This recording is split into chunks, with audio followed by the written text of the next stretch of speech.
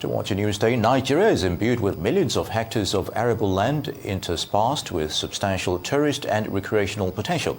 Now, the inability of successive Nigerian governments to take advantage of this goldfield of largely unexplored and unexploited God-given resource remains a matter of concern for those who know the worth.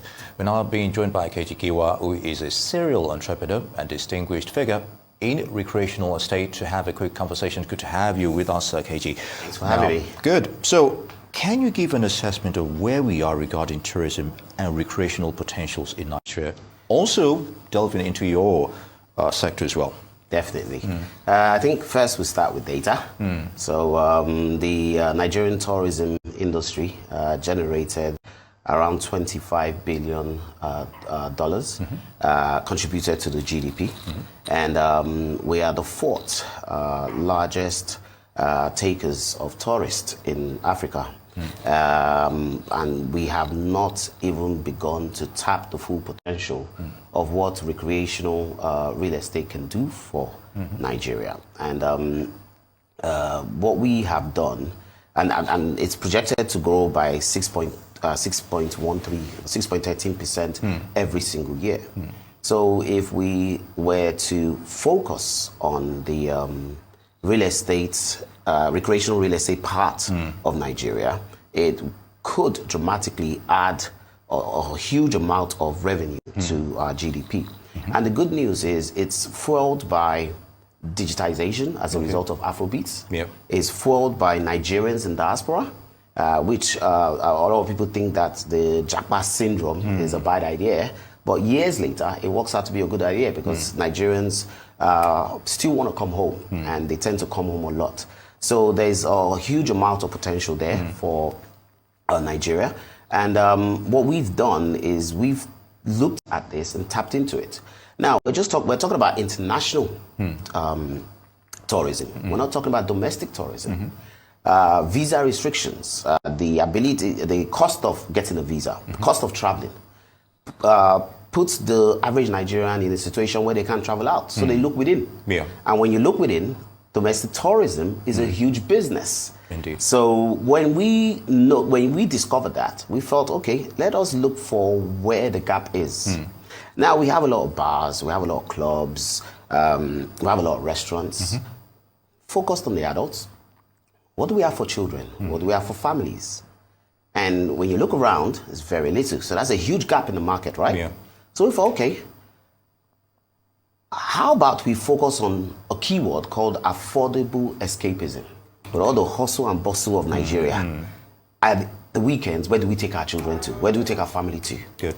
And the middle class, high net worth individuals will fly to Dubai, they will fly to Atlantis in Dubai or Disneyland in Paris, for those that can afford it and those that can get a visa. What about the average Nigerian? And that's when we decided, okay, I think it's time to invest in a major gap in the market, which is recreational activities for families. And that's when we decided to build Giwa Gardens Water Park, the largest water park in West Africa, in Lagos as we speak. Okay, so probably quite some people might be thinking, okay, recreational real estate and the conventional one, you know, what are the major differences here? Fine, we talk about tourism, we talk about, being flexible in terms of entertainment and what have you.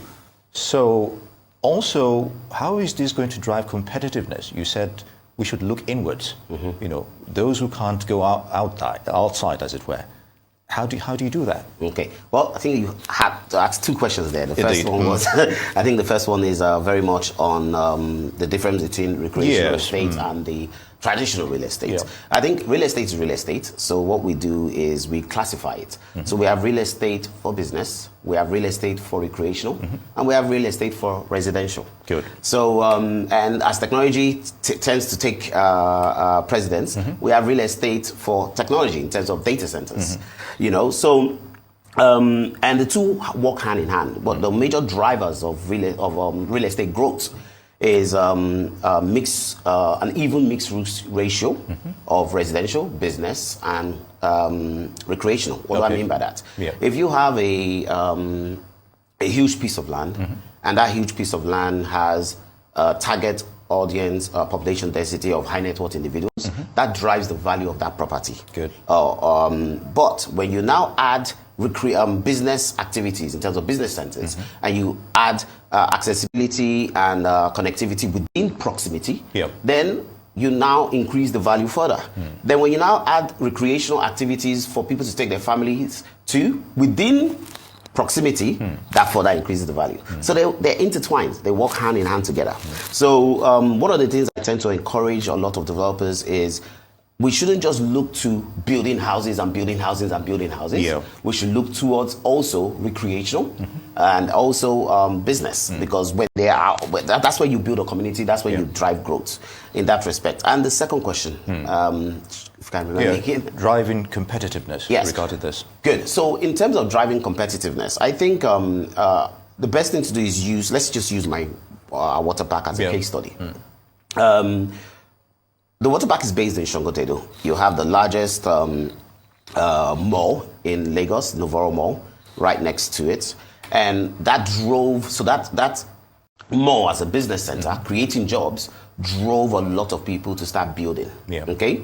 Now you have the water park, which is now bringing tourism, both domestic and international. Now, what would that do? It will create more businesses. There are other needs like a bar, a restaurant, vacational homes. And that will then drive a lot of other entrepreneurs, real estate entrepreneurs, to basically build in that area. And that will drive competition. And when you have a need for something, okay, so demand, when you look at the law of demand and supply, it's basically what you then have is a lot of people showing interest in that area, and a lot of developers jump in there because of the opportunity, and then that way it drives competition. Very good. One last word in 1 minute. What are the prospects, long-term prospects for this sector, as it were? Now, when we say sector, do we mean real estate sector, or do we mean recreational sector, or our tourism? So, tourism, recreational. Good. I think they're 5 and 6. Tourism and real estate is 5 and 6. And what do I mean by that? Peter, who is coming from the US or from the UK to Nigeria to probably come and visit Omo Resort, needs a place to stay. And that resort is sitting on a piece of land, real estate. So when I say tourism and real estate are 5 and 6, that's what I mean by that. Now, when we look at the potential of it, when we look at the opportunities it presents, let's take Lagos State, for example, a state of 22 million people. And if you were to just take 1% of that population, 10% of that population, that's 2 million people.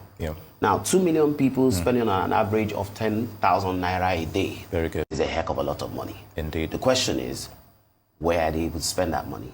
And where are they able to spend that money, not just for themselves, but for their families? Right, we get the picture there. All right, Keji Giwa, entrepreneur and recreational real estate practitioner, would like to thank you very much for your thoughts on those issues.